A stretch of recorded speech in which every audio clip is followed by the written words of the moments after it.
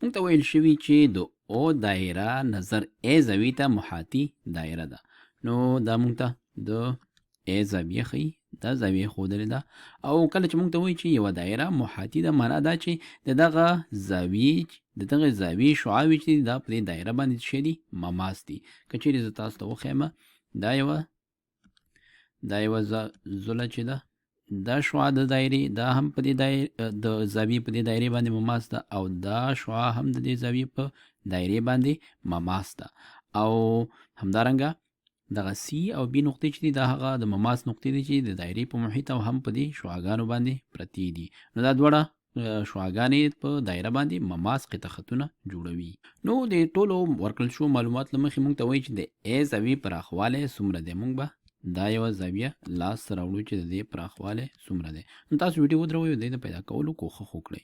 نو دلته اوس د پام وړ خبره دا چې مونږ مخکې ویلي چې کله چې یوه شعاع یو مماس قطع کړي نو دا به یو بل باندې څه شی وي؟ عمود وي. نو مونږ ویلی شو چې دا زاویه دلته 90 درجې عمود دی او دا شعاع په دې مماس باندې عمود ده، یعنې دلته 90 درجې زاویه ده.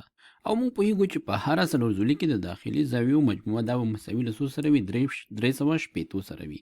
او دا مونږ له څه لاسته راوړو؟ که چیرې دا مونږ په دوو مثلثونو ویشو په داسې دې ډول باندې، نو یو مثلث دا شو یو دا کېږي، دواړو مثلثونو یو سل اتیا داخلي زاویې دا به ټول 360 شي. نو راځو مونږ لاسته راوړو چې 92 جمع 90 جمع دا نامعلومه زاویه دا به مساوي کېږي له 360 سره. نو راځو لیکو چې 92 جمع 90 یو سل اتیا کېږي، او جمع دا نامعلومه زاویه که دې ته مونږ ایکس نوم ورکو، جمع ایکس دا به مساوي شي له 360 سره. را به شو دواړو خواونه به یو سل اتیا منفي کو، پاتې به شي 92 جمع ایکس مساوي کېږي له یو سلو اتیاو سره. اوس به دواړو خواونو 92 منفي کو، ایکس به مساوي شي له څو سره؟ 88 سره. ایکس مساوي شو 88 درجې. ځواب دې ته لیکو 88 درجې. دې پوښتنه کې بیا وایي چې د او دایره نظر ای زاویې ته محاطي دایره ده. دا خو موږ مخکې پوښتنه کې هم لیدلې وه. دا ځلې راته وایي چې د ډي زاویې پراخوالی څومره دی. نو دا ځلې دا زاویه غواړي، بیا د ډي زاویې پراخوالی. راځو دې ته ایکس وایو. نو راځو ګورو چې موږ څه شی لاسته راوړلی شو. دلته یو ځل بیا ګورو چې یوه څلورزولي ده، او موږ مخکې هم ویلي وو چې دلته دا هم یوه شعاع ده، دا هم یوه شعاع ده. نو شعاع چې کله په مماس باندې مماس قطع کوي نو دلته به یو عمود زاویه جوړیږي، دا به هم 90 درجې وي او دا به هم 90 درجې وي.